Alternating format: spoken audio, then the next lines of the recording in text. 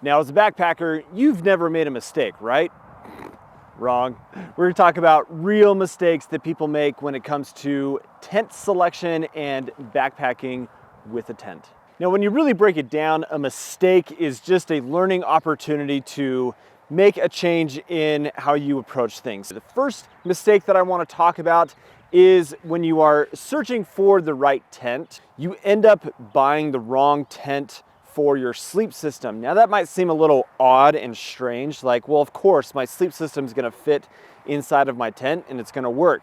Not always the case, because there's so many different tent styles and tent designs out there, but there's a lot of trekking pole style tents that are more of an A-frame style, and you may have bought a really nice, thick, 4-inch tall sleeping pad, and you've got a very lofty quilt or sleeping bag as well. And often what happens in those kinds of situations is you think, oh yeah, I just bought this tent, I lay down inside of it without the pad or sleeping bag, and you're like, yeah, I've got plenty of foot and head space in there.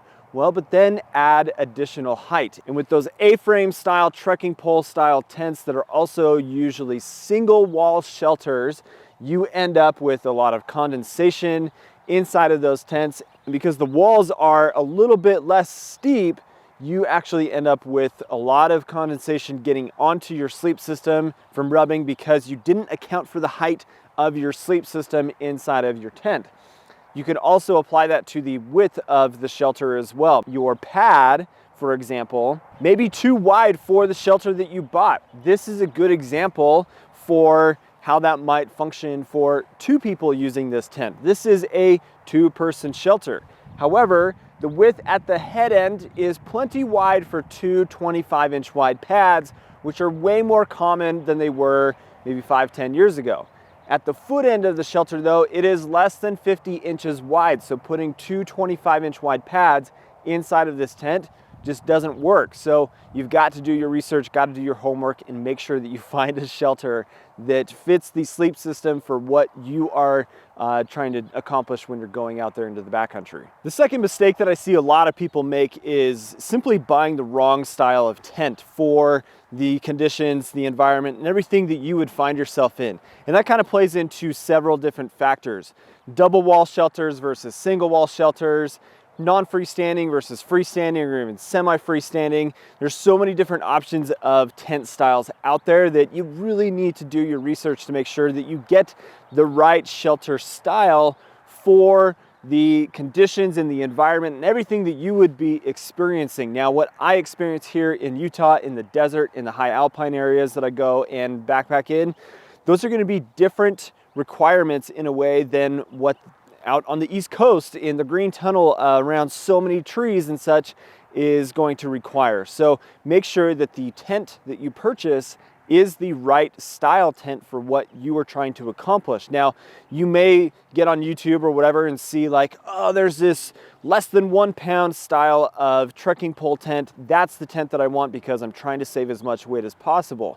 Well, you could actually find yourself in a really bad situation if you purchase a tent like that without considering how it actually will function in the conditions that you would find yourself in. So you got to make sure that you get the right style of tent for your needs, and that you're going to be able to pitch and set it up in the areas that you're going to be. This tent behind me is a very common tent for me to take, even though it's heavier weight than a lot of other shelters out there. It functions better on setting up in places where I literally cannot drive stakes into the ground. So a freestanding tent is so important to consider for me in a lot of scenarios as a tent style because of how it applies to the types of trips that I'm going on.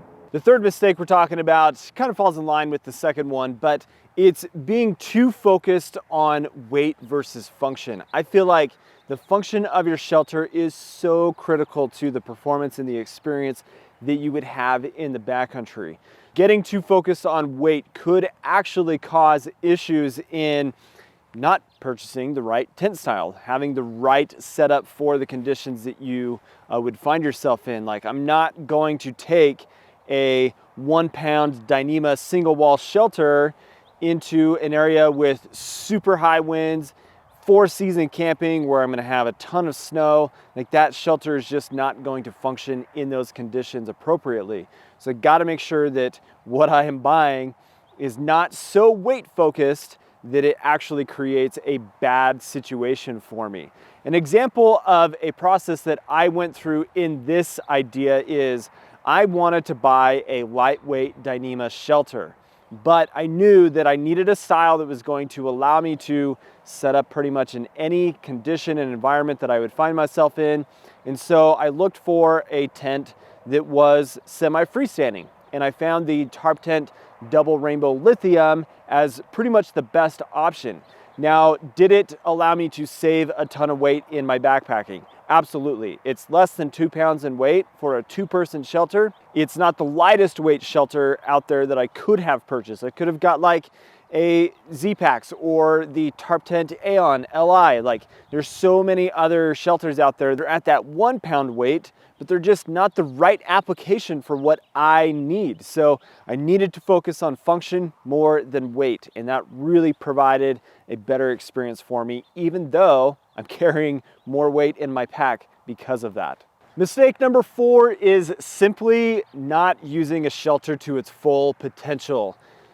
Companies go through a lot of design aspects for how they want a tent to function in the backcountry, and they provide a lot of cool things. So when you're doing research and trying to find a tent for your backpacking needs, look for something that has functionality that you want to have in the backcountry. But even in addition to like those design functions that are kind of like luxury and comfort oriented, make sure that you are utilizing the design aspects of the tent.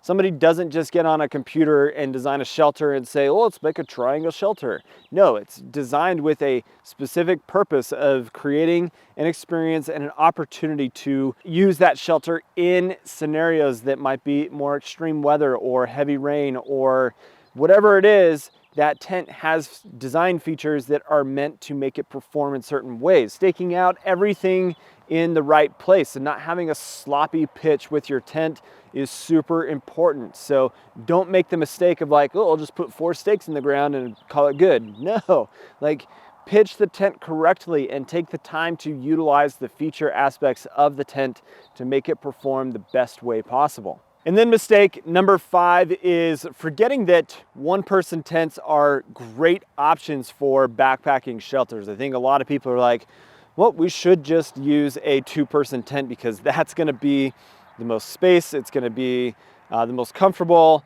That is not always the case. You may find yourself, and a lot of times in off-trail situations that I find myself in tighter, more narrow, smaller campsites, and having a 1-person tent in those kinds of situations is very valuable, and it saves weight, and oftentimes all you're giving up is maybe 6 to 8 inches of width in a shelter that makes it a 1-person tent. But that reduction in size maybe takes 1 more door and vestibule away, saves weight in your backpacking system, and it makes for a smaller space for the tent to take up essentially, so that you can pitch into smaller areas. And when you're going with a group, for example, and you're not sharing that shelter space, oftentimes campsites are going to be a lot tighter, and having 3 or 4 shelters set up in a space, having a 2-person tent like this may actually be too big. So there are benefits to having a 1-person shelter, especially in like the trekking pole style non-freestanding tents, where you may only need 1 trekking pole to pitch the tent. And that is a benefit as well, because again, you're saving weight, you're saving space and everything with the shelter. So consider 1-person shelters as well as good options for your backpacking trips. Well, there you go, guys. Those are 5 simple mistakes that I see people make around tent camping and backpacking. Curious if you have any thoughts or other mistakes that you see people with tents make out in the backcountry. Leave them down in the comments section. Appreciate you watching. Have an awesome day. Catch you in the next one. See you later.